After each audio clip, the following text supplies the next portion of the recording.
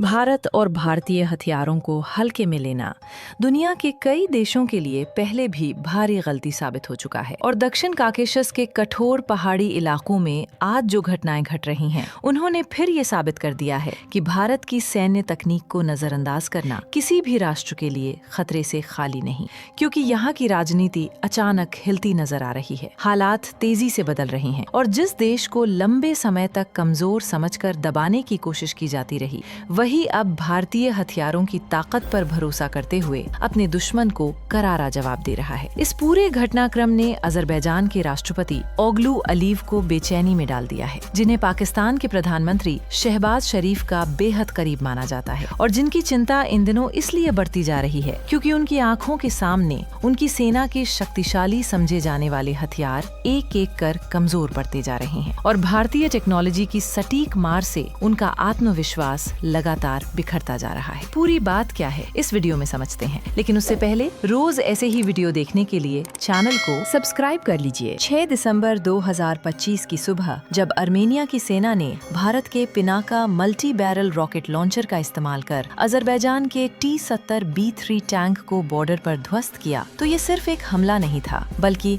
उस बदलते संतुलन की कहानी थी जिसमें भारत और अर्मेनिया की सैन्य साझेदारी धीरे धीरे एक निर्णायक शक्ति बनती जा रही है। क्योंकि ये दूसरी बार था जब मेड इन इंडिया हथियारों ने वास्तविक युद्ध परिस्थितियों में दुश्मन के भारी भरकम टैंकों को कुछ ही सेकंड में मलबे में बदल डाला और इसने अजरबैजान की रणनीति को झकझोर दिया, वहीं अर्मेनिया के आत्मविश्वास को नई ऊंचाइयों पर पहुंचा दिया। ये तनाव दरअसल नागोर्नो काराबाख नाम के विवादित क्षेत्र पर 1988 से जड़ें जमाए हुए है, जहां लंबे समय तक छोटे छोटे झड़पों ने 2020 में 44 दिन के भयानक युद्ध का रूप ले लिया था, जिस दौरान अजरबैजान ने तुर्की और इजराइल के ड्रोन इस्तेमाल कर अर्मेनिया के 200 से अधिक टैंक और 70 से ज्यादा आर्मर्ड व्हीकल नष्ट कर दिए थे और अर्मेनिया को न सिर्फ भारी नुकसान झेलना पड़ा बल्कि उसे युद्ध भी हारना पड़ा, जिसके बाद उसने अपनी सुरक्षा नीति में बड़े बदलाव किए और रूस पर निर्भरता घटानी शुरू की, क्योंकि रूस ने युद्ध के समय उसकी सप्लाई में बेहद देरी की थी। इन्हीं परिस्थितियों में भारत एक भरोसेमंद और स्थिर सैन्य साझेदार के रूप में उभरा, जिसने पिछले 5 वर्षों में अर्मेनिया को 6 पिनाका लॉन्चर, 6 ATAGS यूनिट, 15 आकाश मिसाइल सिस्टम और बड़ी संख्या में एंटी टैंक गाइडेड मिसाइलें सौंपकर उसकी रक्षा क्षमता को पूरी तरह बदल दिया, जिसकी वजह से अर्मेनिया की सेना अब पहले से अनेक गुना मजबूत और जवाबी कार्रवाई के लिए सक्षम हो चुकी है। दक्षिण काकेशस में चल रही ये भू राजनीतिक हलचल उस समय और नाटकीय हो जाती है जब ये खबर आती है कि भारत और अर्मेनिया ब्रह्मोस मिसाइल और सुखोई 30 MKI की लगभग $4 अरब